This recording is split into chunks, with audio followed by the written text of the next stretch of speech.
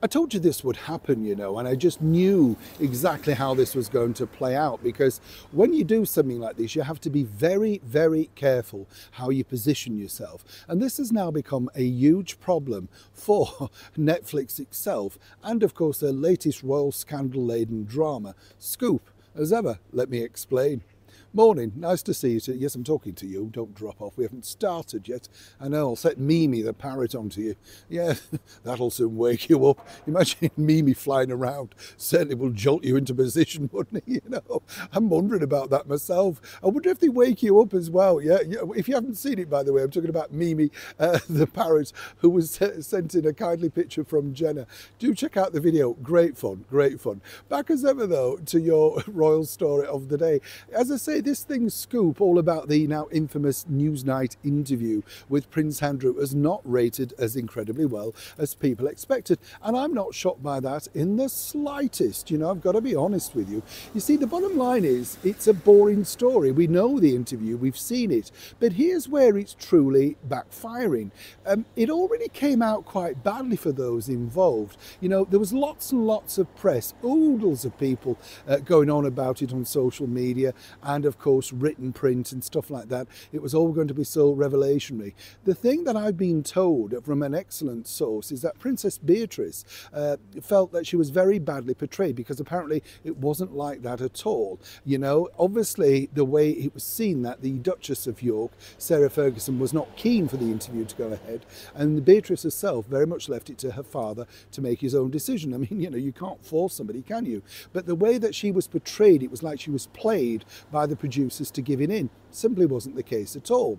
But really it's the BBC that are now facing the backlash, because the two blondes involved in this particular story, Samantha McAllister, the young producer, and sort of Rona, who climbed up to the top, all that sort of stuff, and of course the presenter Emily Maitlis. You see, a lot of people are saying it just shows the differential sort of working practices of the BBC, the way they badly treated Sam, who was actually the epicenter of putting it all together, the interview, and the way that the talent, and I use that term loosely, Emily Maitlis was given cabs to the palace, treated, like a superstar, while the real backbone of the story, Samantha, was treated quite badly. And what's now happening, and this is the problem when you do stuff like this, is simply this, that they're looking and saying, well, is this what it's like working in the BBC? If you come from the wrong background, then this is really the way you're treated.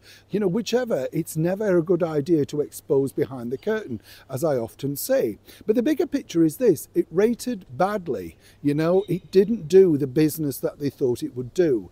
Lots of PR, but not many people actually watching, and more importantly, no returnable new subscribers. That was vital.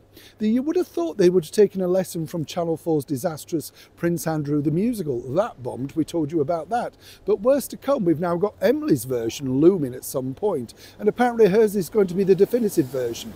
Given the fact that they've both got disclaimers at the front of each production, really, can you trust anything these two blondes, who have now fallen out spectacularly and won't be in the same room together, can you really truly believe? I think it'd be interesting, I don't know about you, to get the take on none other than the former communications officer for the Duke of York, Amanda Thirsk. She is pivotal, in my opinion, to what truly went on behind palace walls.